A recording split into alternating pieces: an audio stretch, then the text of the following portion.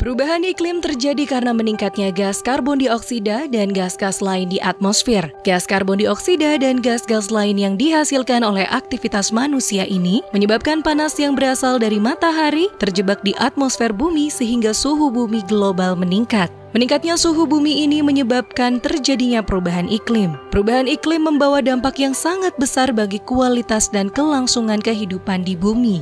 Salah satu dampak perubahan iklim adalah meningkatnya frekuensi kejadian iklim ekstrim dan terjadinya berbagai bencana hidrometeorologi.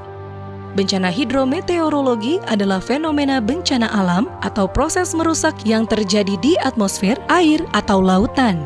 Contoh bencana hidrometeorologi adalah El Nino dan La Nina, cuaca ekstrim, tanah longsor, curah hujan ekstrim, kekeringan, dan banjir atau banjir bandang. Perubahan iklim membuat bencana-bencana ini semakin sering terjadi. Bencana tersebut dapat menyebabkan hilangnya nyawa, cedera atau dampak kesehatan lainnya, kerusakan harta benda, hilangnya mata pencaharian dan layanan, gangguan sosial dan ekonomi, atau kerusakan lingkungan. Dan salah satu kelompok masyarakat yang paling rentan terhadap bencana ini adalah para petani. Untuk memitigasi dampak bencana-bencana hidrometeorologi ini, diperlukan adanya upaya peningkatan kesiapsiagaan masyarakat dalam menghadapi bencana. Siaga bencana adalah langkah mempersiapkan diri, keluarga, dan komunitas di sekitar kita agar mampu mengantisipasi ancaman bencana dan meminimalisir korban jiwa, korban luka, maupun kerusakan infrastruktur.